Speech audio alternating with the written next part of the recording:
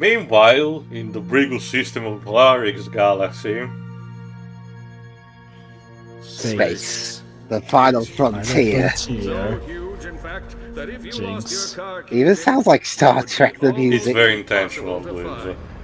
Luckily for Ratchet, Captain Copernicus L. Qwark was on the case. His mission. Remember, the L stands for Leslie. Lombax's one and only friend. Yep, without Clank, Ratchet was alone in the universe. Alone. Alone. Alone. You realize this ship has an ejector seat, right? Sorry. I guess you could say I've been... So yeah, no. Talwyn won't be coming, but Qwark will be coming. I love also the continuous running gag of the fact that Qwark is too little, too big to fit into the spaceships that Ratchet commands. Just keep your eyes peeled. Talwyn says this sector's crawling. See, Talwyn got mentioned. We're fine, guys. I legit boggle. Like, guys, you set this up as a trilogy. You had Talwyn come along on Quest for Booty, but then she just sideways out of the story. Sure, yeah. And, well, that's the end. A Ratchet and Clank game starting with a crash landing, forcing us to start off on a random planet. Must be a day that ends in Y. I don't know who crash lands more, Ratchet or Samus at the start of their games. No, we're gonna die.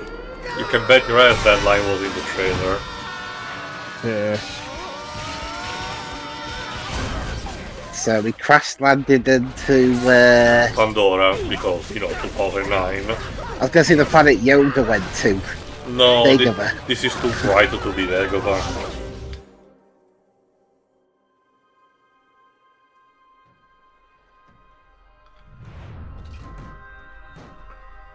Mysterious. And once again, time seems to be pausing. TMI. Just like Ow. airbags. Delayed But yeah, no. airbags. But yeah, no, just like that weird blue orb in the Citadel that Clank was running around, there seems to be an odd amount of energy. Very funny, Qwark. Say that again and I'll throw you off the cliff.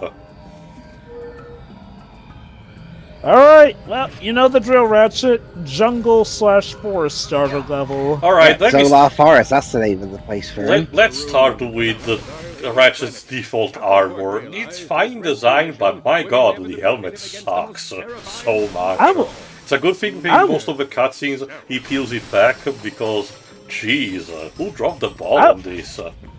I will say, that's one thing. Throughout the whole series, it does feel like they've had some trouble trying to stick with a completely consistent design for Ratchet. Like, I get it, tweak the design every now and then again, but then some designs really make me wonder, what were they thinking? Like, 1 minute Ratchet will be casual one game, next he'll be full decked out for war the next, and it's weird. And no, I'm not counting, like, the customization. There you go, the Holoflux armor. But I think, there you go, I don't think I read the... I know why it's called Holoflux, given the whole time travel thing, but in-universe, isn't that a weird name to give it? I've seen worse. Also, yes, as Tio showed, you can play as Dr. Nefarious. It's more like most of the skins. I think I will showcase that in the next part anyway. Qwark. I legit... Come on, Qwark, even you have faced off against some beast in your prime. Anyway, well, it also means new arsenal, meaning that we start with the Constructo pistol. As I mentioned, I think in Tools of Destruction, the one thing that he brought back from Deadlock/Gladiator is the fact that you can mix and match a bit of the modification that you can have, and this game provides you, if I recall correctly, 3 weapons that you can tinker with, called the Constructor weapons, so that you have a bit of a, leeway into what you can do. This was kind of a fad at the time, because Dead Space 3 also tries to have something like this going on. But don't worry, we have plenty of original weapons and returning ones that, complements your arsenal, so you're not just stuck with, just 3 weapons and that's it. Just wait here. I'll find you another way. That ramp serves for something else we don't have right now. Okay, I will say, do you think that maybe at some point they kind of flanderized Qwark out to be a little too useless. I mean, don't get me wrong. I mean, yeah, Qwark was a fraud before, but we saw that he could be capable. Keep in mind that he's a playable character in the next game, so... Well, yeah, but I'm talking about games up to this point, because, like, I do feel like, you know, starting with Size Matters, they really started to flanderize Qwark's buffoonery to the point where he seemed kind of borderline useless, to the point where anything he succeeded at was completely accidental, which, again, he was stupid, but he wasn't completely useless. Hey, look at that, he has enough strength to actually put down, you know, a stone wall, so... Whoa! Qwark, are you seeing this? Something Are you seeing this crap, Qwark? You don't say. Time is all not working. How does time just choose to not work? Well, if it was a malfunctioning in a machine that regulates time... Like, I can give an example. Yes. Like when you want to get a decent night's sleep, but it feels like you've only slept for 2 hours. And of course, the classic bout of relativity.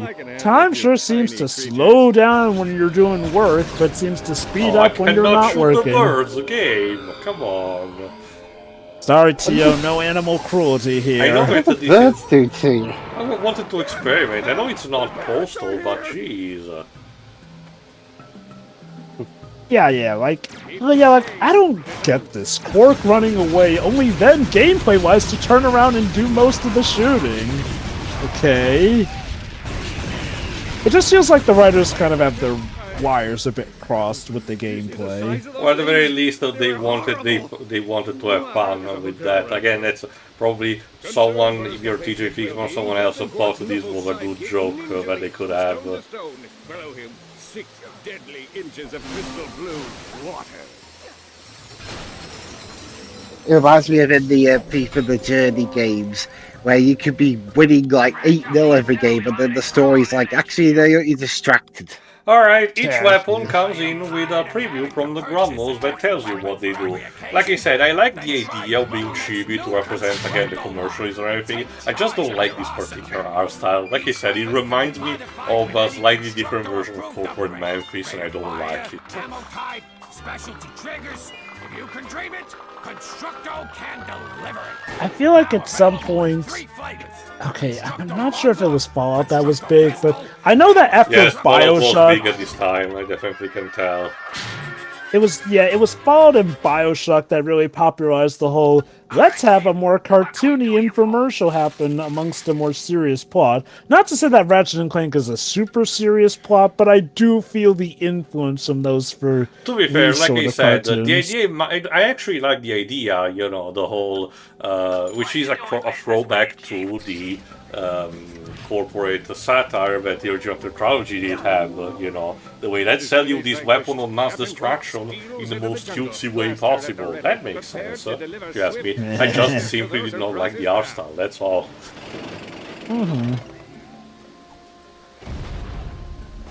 I do recall that I did have a bit of a critique during the PSP games that sometimes it felt like they went with just what was funny rather than what made sense, although that was admittedly with a different team. Though, like you've mentioned, we are in a different era of writer with TJ Fixman, to be fair. Now, I will say this. Having my memory now jogged of the TJ Fixman games, while they have some issues, I'd say that, you know, even if I don't like them as much as the original trilogy, I'd say TJ Fixman definitely did a reasonably good job, you know, keeping on the legacy. Anyway, here are the native species of the planet, the Fongoids. They're clearly doing a whole Gungan Jar Jar Binks type of parody, just, you know, less offensive, hopefully. But there's more to them than meets the eye, I'll just say that. Wow, thanks, mister.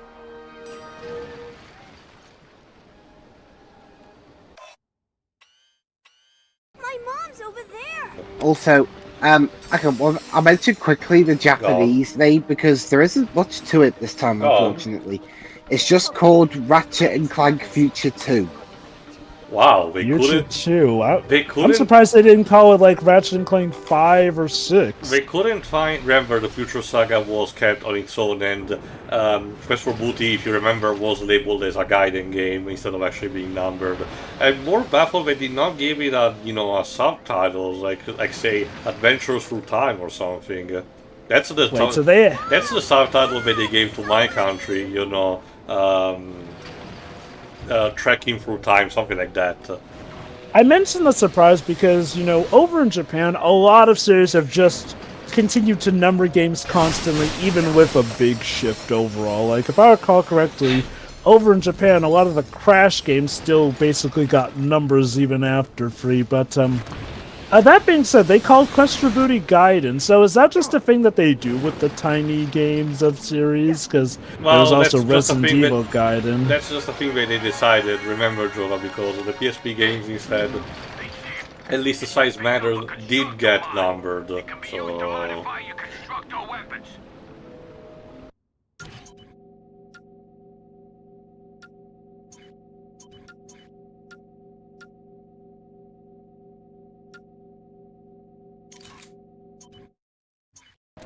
The funny thing is that Gaiden literally translates to side story or tale, so basically, whenever they call something Gaiden, they're just saying, oh yeah, it's a side story. Now Gaiden as a word sounds cool if you don't know what it means, but it's funny knowing that it translates just to, oh yeah, this is a side story, you can skip it if you want to. Which is extra funny because Insomniac saw Quest for Booty as apparently an essential part of what they considered the final trilogy. Well, here's a more elaboration to that, Jova. They wanted to sell you the game as part of the saga, so there's that. Well, you mentioned it being part of the trilogy, though. Oh, which, it still is. It's more of a fact of, you get to decide, how much important it is. It's kind of like saying, how much important is to label spin-offs in the Kingdom Hearts saga if they're plot relevant. It's all make-believe, that's what I'm saying.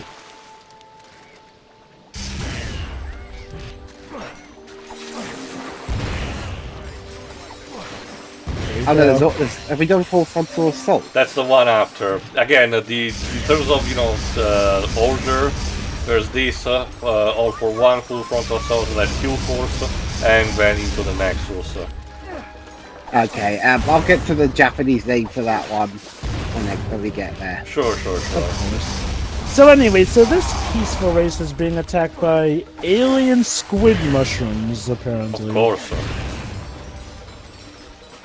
Again, it's not too different from the average Spyro formula, so... Are you a real wombat? Apparently this is a bit of a backwater country since they have not heard about Ratchet before, whereas almost everyone else knows about Ratchet. Remember, as he mentioned, the information from Talwyn is that this sector, is one not necessarily... Well, in general, not necessarily associated to the rest of the other galaxies. It's a bit of a rough territory on its own. Which is why, Nefarious has managed to bide in his time for now and nobody knew about it. I will say this, Choji or Saga though, like you mentioned, this was meant to be the end of a series. So, the love interest you got that's apparently replacing Sasha doesn't even feature in what is supposed to be the endgame of the series. And as I mentioned, her entire quest line of finding her father does not even get a resolution. Not even remotely. Say what you will about Sasha, she did indeed feature heavily in Ratchet & Clank 3. Goodness gracious. There must be something wrong with the timekeeper. Not in front of the outsiders. Quickly, we must head into the village. Okay, that one sounds like he's trying to go for Stitch if he could actually speak proper English. I wonder. Wait, actually, is that Chris Sanders voicing him? I don't know. I don't remember what this Fongoid is called, so I cannot help you on that.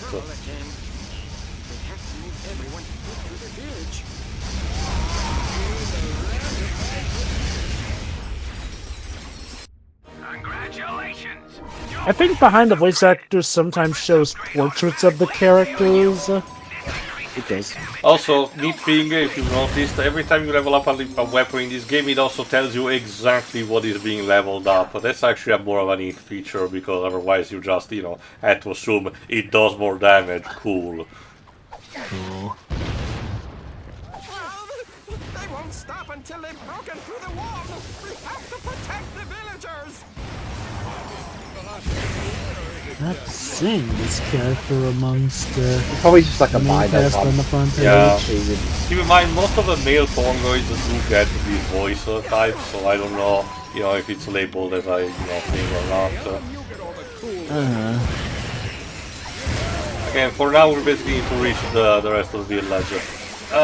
Yeah, another thing to mention, the skill points are back, but honestly, overall, despite the difficulty selecting, this is actually one of the easiest game of the saga to actually 100% and platinum, so don't worry. If you're a fan of Ratchet and Clank games, you'll breeze through this in no time, for completionism's sake.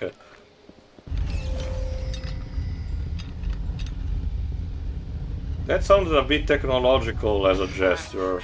I saw your starship crash on the other side of the ridge. I believe we may be of assistance. Sorry, just breaking your shit for more balls. Sorry. Ah, but the Zoni can. Meet me at the Temple of Zan whenever you're ready. Ah, so these guys are aware of the Zoni too. But why? Interesting. The plot thickens, as does the mystery. And yeah, we also bother to give you a bit of a reward with the boxes if you actually bother to explore the village instead of, following. You just know that if it was a more modern Sony games, we would have an entire sequence where Ratchet has to slowly follow the Fongoid leader through this entire village as the camera pans and tells you all the functionalities of it.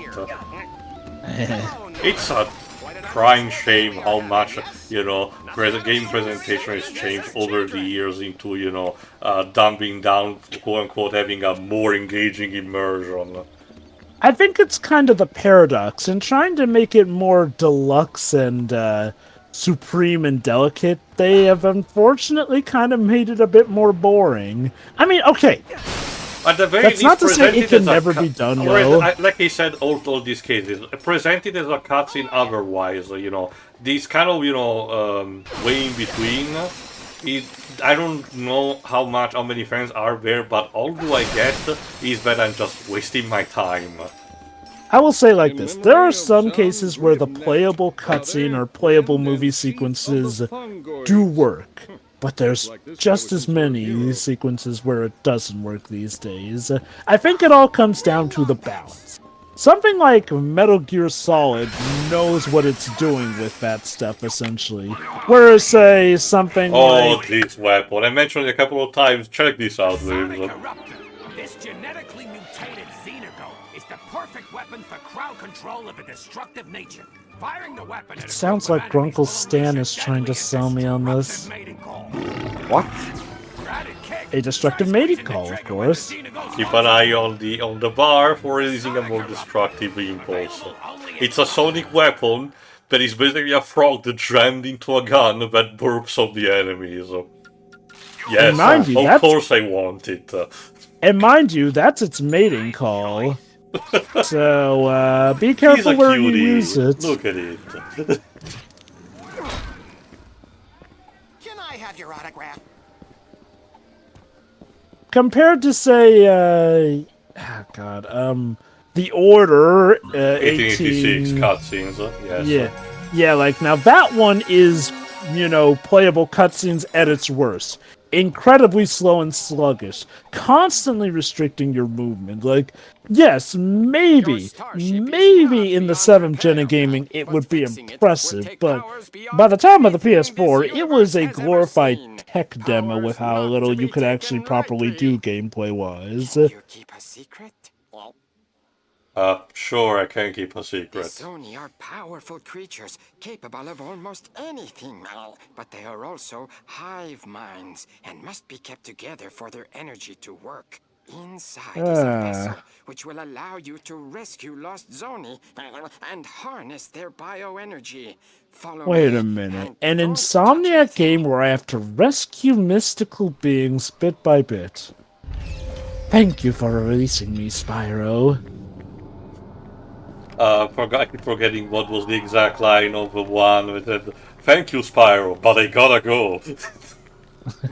Seal you inside until you recover the vessel. Are you sure you don't want to stay here? Well, we have a So lovely basically, miniature golf Nefarious, course. I guess, has scattered the Zoni to the 7 winds, and we have to collect them. Kinda, sorta, because the zoning that you actually collect in the games are not really that much, because as the audio mixing in the previous part did mention, they were like hundreds, like at least 100,000, but for the purpose of this game you collect something like 30 or 50 in total. Got it. I'm through. Also, I do dig how the tribe leader basically goes from, we can't trust them, to, hey, can you keep a secret and not tell anyone I just broke The 100 years of Fongoids are tradition to let you in? particular. Again, there's clearly a parallel, like I said, to the Gungans from the Star Wars prequels, just in a less offensive way. But again, like I said, there's more to them than just being bumbling idiots. The game eventually will tell you in a more implicit kind of way. Also, I see a bit of subtle hinting there how the statues kind of resemble Clank's face a bit, which... Especially this Clank... particular Zoni statue that housed the container. I wonder who that guy is. Whoa.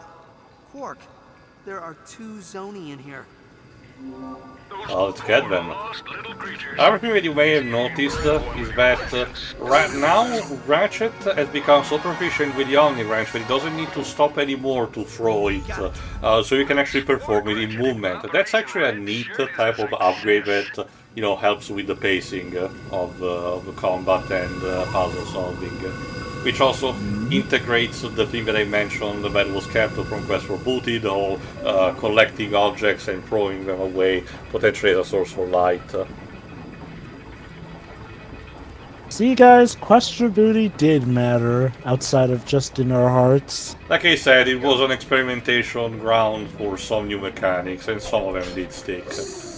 Look, I snark. The sad thing is, Quest for Booty is probably still better than a lot of worse games we've seen before. It's just that Quest for Booty is the only time I actually do kind of have to advise against purchasing it outright. Also, this running gag that the child Zonies actually seem to admire a lot both Ratchet and Qwark. Sorry, the child Fongoids. Anyway, it seems that nefarious forces are attacking, unfortunately. Quick! Everyone inside the temple! Porcelain is coming! Alright, Qwark. You ready to let those stallions out of the stable? I was born ready. And by this guy, Lord Warsalon. He acts basically as Nefarious second in command. Whoa, wait. Who? Dr. Nefarious has no authority here, villain. In fact, I'm not even entirely convinced he's a real doctor. So return my sidekick's pal before I bring the thunder. Voiced by David Boats. Yeah. Well, at least Qwark tried. It's like that British kid. Technology! Hey, dude, why don't you bubble Ratchet too? Wrong villain stupidity. Especially because, if you pay attention, Warsalon seems to have mistaken Ratchet for someone else. Yeah, he said Asimov. Also, God, now looking at it, I see the resemblance between him and Lyric. It's the classic Futurama thing of head in a jar on top of a, robotic body. The forces of Takio in the previous game did have a similar concept, this is just more prominent. It's like also that his suit this thing is a beauty. It's basically a big range shotgun. Oh, I've heard they did notice something before, actually. In the OG Star Wars Battlefront 2, he voices the clone troopers. Oh, I guess maybe he was the guy who voiced them just in the video game. Okay, well, specifically for some reason, the clone troopers in Battlefront 2 have American accents, in spite of the fact that A, they're supposed to be clones of Jango Fett, and B, Temuera Morrison is in the game. I want to tell you, I know that for the animated series, like Clone Wars or Bad Batch and so on, all the clones were instead voiced by D. Bradley Baker.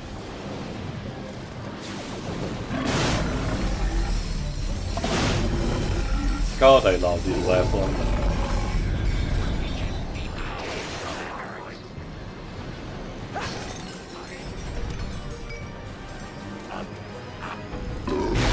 Okay, yes, I want to be upgraded too. Again, Level 2. The upgrading of all your arsenal is actually fairly a bit more straightforward, but not just as easy. You still need to properly, handle things on your own, instead of, just hoping that it happens automatically. So it still encourages you to sound effect then. Yeah, glitching and everything. Again, if I recall correctly, it's because this was another digital purchase for me. Yeah, I shouldn't think digital purchases of something should be this radically less stable than the disc. Like I said a couple of times, Dweebs, I just believe that my PS3 is cursed. Thankfully, I don't have much more reasons to record it from there at this point. I have better alternatives right now, so we should be actually stop having this shit happening. In here, quickly! Alright, let's follow the Fongoid leader and get this other Zoni.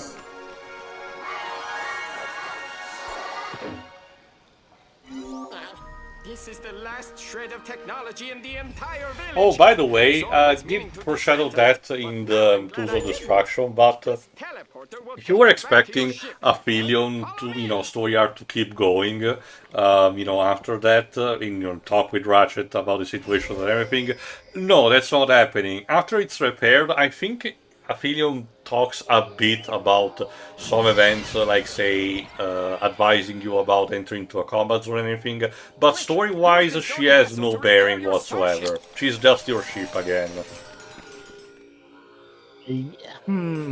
Again, it doesn't really scream to me as a conclusive end of a saga with these factors. But hey, at least you got an upgrade, so that's nice. It's because, again, we will get more combat, in a different kind of way in this game. Okay, I know eventually you gotta look back at that video, but did you ever get an inkling that, they kind of wanted to be done with Ratchet and Clank? Yes, again, like I said, this was supposed to be the final game in the saga as far as they were concerned. The only reason we continued was because this one was very positively received and made a lot of money.